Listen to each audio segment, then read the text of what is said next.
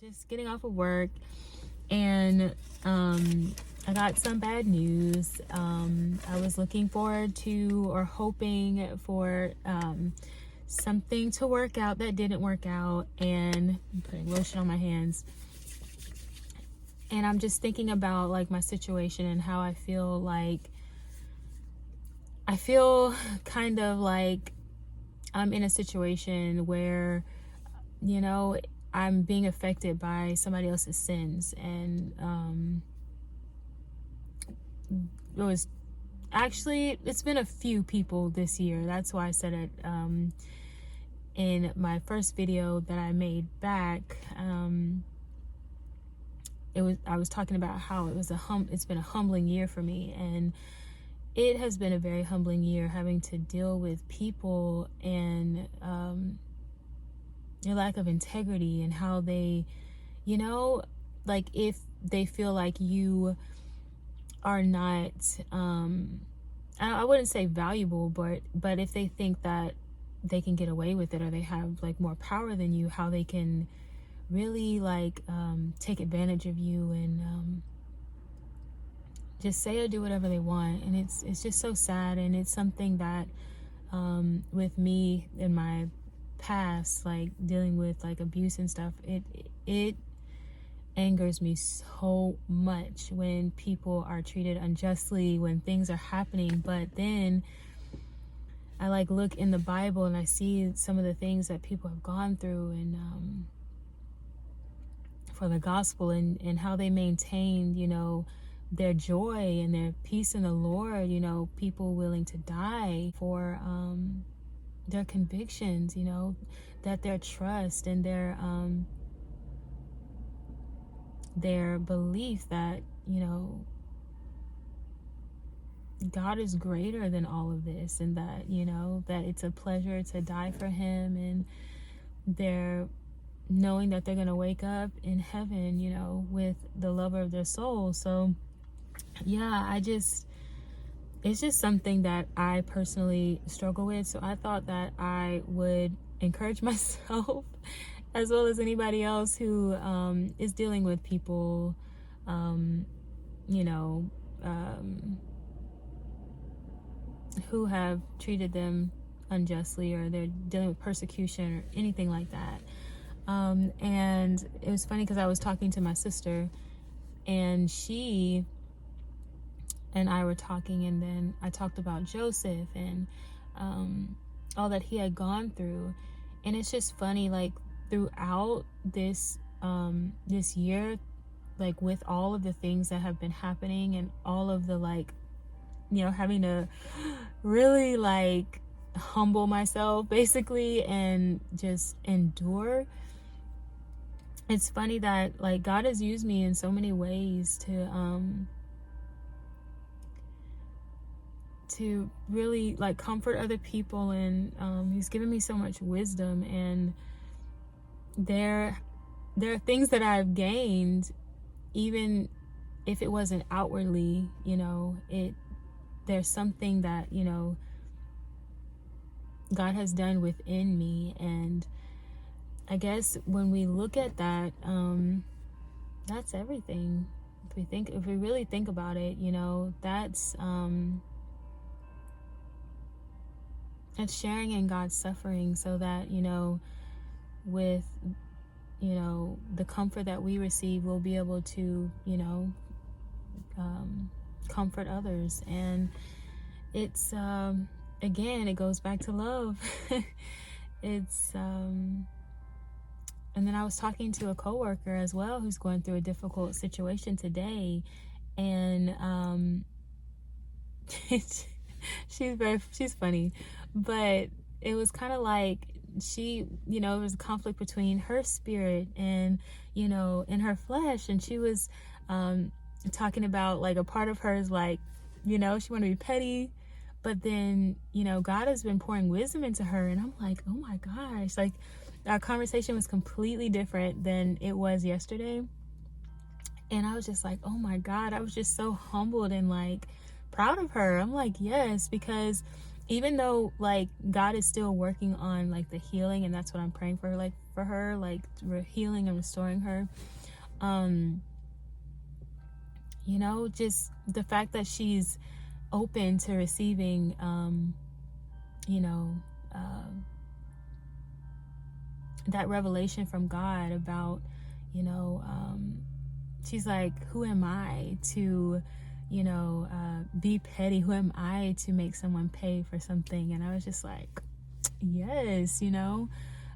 So I remember too, there's another verse that has been in my mind, is that God is kind to the wicked and ungrateful, I believe.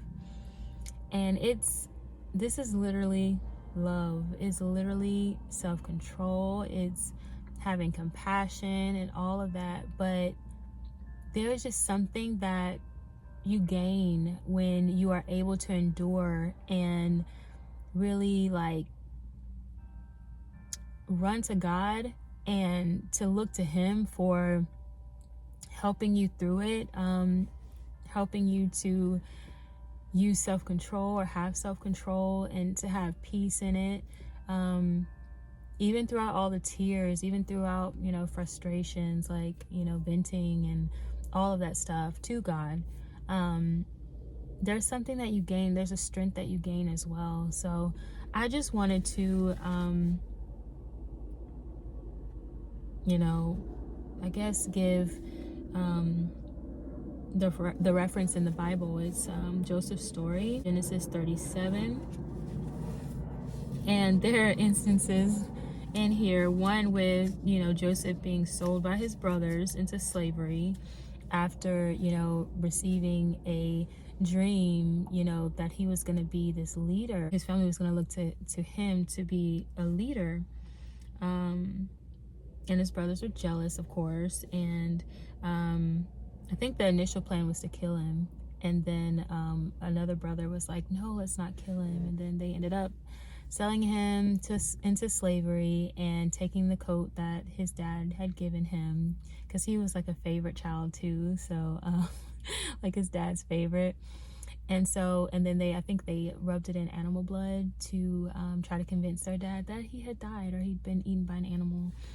And then he was also very handsome. So I think it was his employer's, his master's wife wanted to, you know, I don't know, she basically she was trying to seduce him, and he fled from her. And then I think he, like, I don't know if it was a couple times where he kind of avoided her, but then one time she was like, no, like she was being forceful, and he just ran away, left his, was it a coat that he had? It says his garment. And she was like, lie with me. He took off, left his garment right there. Like if she was trying to pull on his garment, he was like, no, we're fleeing from this situation. And then she later, you know, lied on him and said that, you know, he tried to be forceful with her and tried to seduce her. So he ended up in prison. And, you know, there was nothing that he can do, you know. He was in those situations, and he had to learn how to, you know, make the best of his situation and to be thankful to God and humble himself before God. And there was so much that he gained in his character, and to the point where, you know, God could trust him. You know, he had integrity, and God, you know, gave him gifts and abilities to, you know, with his dreaming and being able to interpret. I believe was it the king's dream that he interpreted? But God had perfected that gift that he had given him, and worked on him. And then he ended up being, you know, the second, I don't know if you say in command. He became like the most powerful leader under the Pharaoh. So I believe it's under Pharaoh. So even through all of that humbling and, you know, him having this dream of, like, I guess being exalted in a way, it was like he had gone through it, and he's like, he probably thought in his mind, like, I'm feeling further and further away from someone who would, you know, even be a leader, you know, like, I can't imagine him looking back on that dream and he's like in prison, you know. But he had God's favor no matter where he went. And he was exalted even in, you know, those positions of to leadership, even in those humbling situations. So I don't know, it's it's so hard because, you know, when it says like the spirit is willing but the flesh is weak, sometimes it's like these situations they were like, but God, you know. And we really can't say but God, because no matter how many times, and I mean like but God, like complain, but God, you know, because we, as much as we would want to defend ourselves, we really can't. Jesus can defend himself because he was sinless, he didn't sin, and he still, you know, took on the punishment willingly for people, you know, out of love for people, to be, you know, the perfect sacrifice to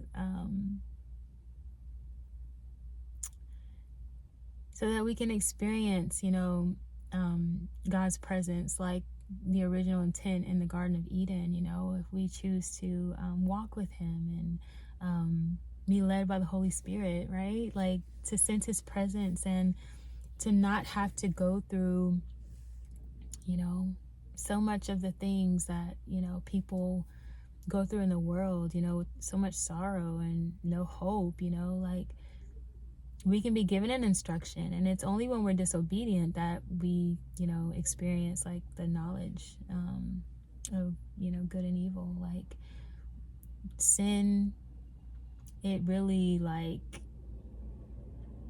that knowledge of it is just, it's very hard, you know, to see things and to have gone through things, because it's like sometimes you wish you hadn't experienced it, or you wish you would have made a different choice, and there's regret and there's all of that God has to continually, like, you know, comfort you in, and you have to just remind yourself of who you are and all of that stuff. But I don't know, I was just meditating on that and just wanted to share, you know, not even like really go into detail, but I believe it's chapter 37 through, I think it's to 47. So 37 to 47, if you want to read about Joseph's story. And I don't know, on the drive, I'm like, oh my God, because, you know, when you're busy, when you're working, you're doing everything, it's like you receive the news, but you're like, no, and you're like, oh my God. And then there's like this peace too that God is giving you, but you're like, how is there peace right now? Because, you know, especially if you're an overthinker, like, but you can't fight it, you know. You just gotta let go and trust God, you know. Trust that God is gonna bring you out on the other side. Whatever, you know, promise that he's given to you, whatever he's shown you about who you are, you have to trust the process, because even in the end, you know, Joseph was like, you know what the enemy meant for harm, God meant it for good. And again, the promise that God works all things together for those who love him and are called according to his purposes. So I just wanted to share that again to try to encourage myself and anyone else who can relate. And yeah, I think I'll leave it there, and I will see you guys in my next one. Bye.